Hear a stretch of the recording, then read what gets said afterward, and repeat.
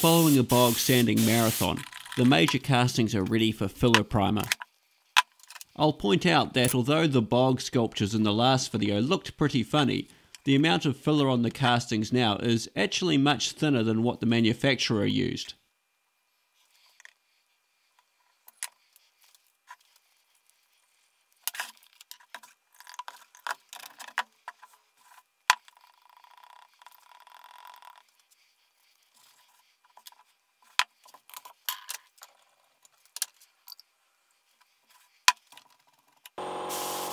I apply a minimum of 2 coats of primer to each part. The odd area received 3 coats just to empty the gun. So the first coat I aim for even coverage, not too thick. I want it to dry quickly and sort of seal the underlying patchwork.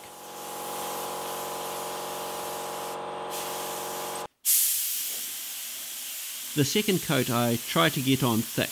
The thicker the better. The more there will be to sand down and hide scratches. 1 coat of good primer out of a spray gun is probably the equal of about 10 coats from a hardware store spray can.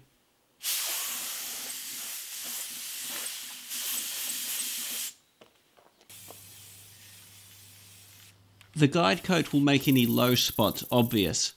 Specifically for this project, I knew there would be lots of air holes left in the filler.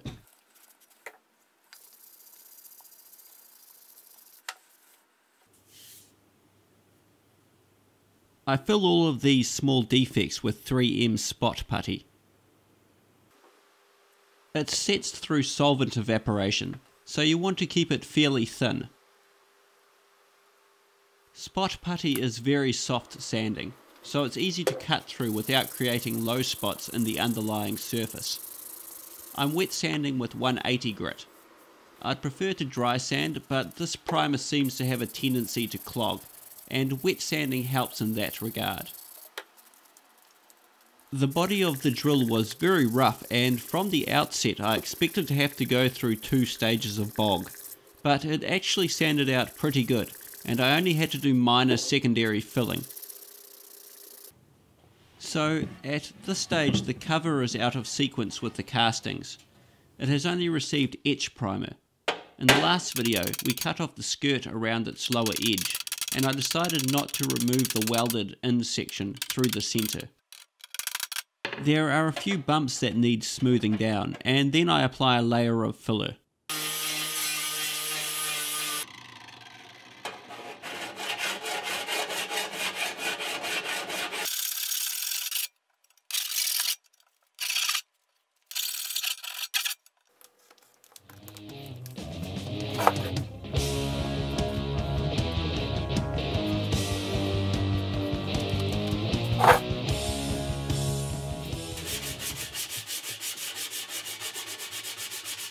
I primed the castings before going to Spot Putty, but for the cover I'm trying to avoid sanding through the next layer of primer by getting all of the small defects now. And here is the pile of parts. I have to prime the cover anyway, so the other castings will get another coat as well. I was racing the weather at this stage, so I didn't film the spraying again, but here are the primed parts. This is what the surface looks like after priming. You can see I missed a small hole. I'm not going to worry about it. Adds a little character. All of the surfaces are rubbed down with 400 grit, in readiness for the top coats. I noticed I had a couple of sections of cracking. What has happened here is that this is a patch where I didn't completely remove the original yellow filler, and where the green Spot Putty has come into direct contact with it. The two obviously don't get along.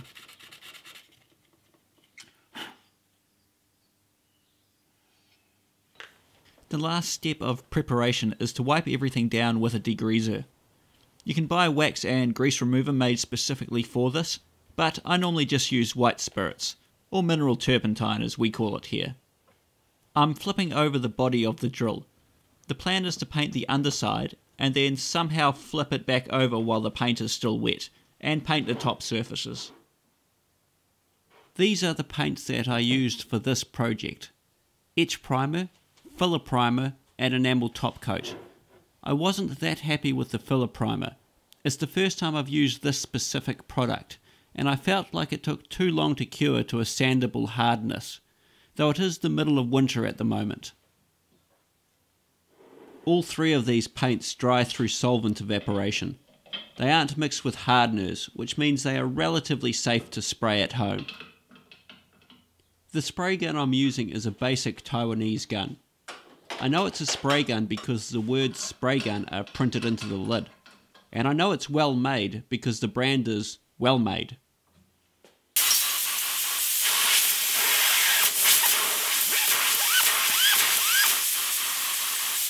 The top coat I'm using is Valspar TB300 enamel. I've switched from PPG quick dry enamel to Valspar. I recommend this enamel. It sprays okay and becomes touch dry relatively fast. It probably loses its tackiness in about 5 minutes.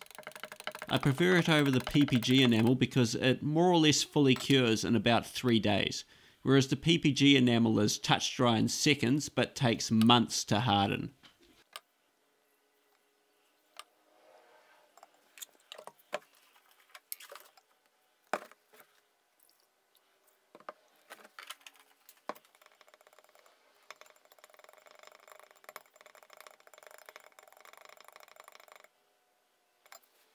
I'll point out that this is not the type of paint you want to be using to paint a car with.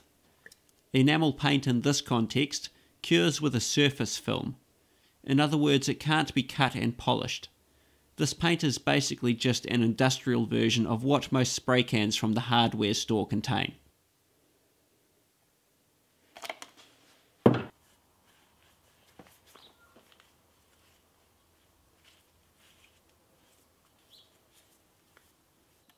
I'm far from being a spray painting expert, so I'm not going to go into detailed technique or offer any firm advice. But basically the tactic is 2 coats. The first coat I aim for as light a coat as possible while leaving an even surface finish. The second coat is all about the finish you're going to get. The thicker you can get the paint on, the smoother the surface will be. But the risk is that going too far will create a run or sagging.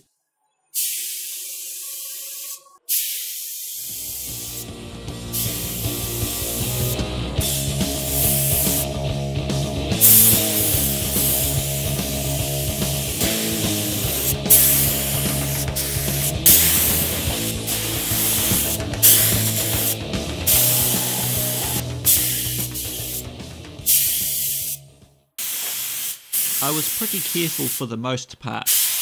Most of the spraying on the body of the drill was done at half trigger. Really I should be using a smaller spray gun, but this is the one I've got. It was the big easy part that caught me out. I got a bit lazy.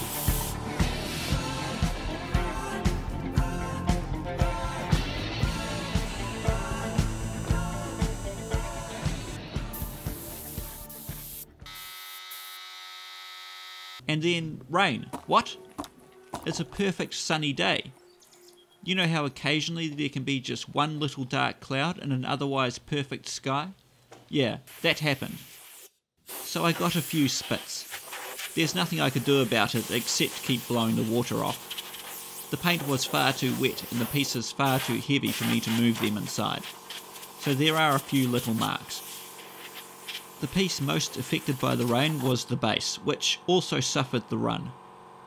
I do have a couple of pieces that need painting later on, so I think I'll put another coat on the base at the same time.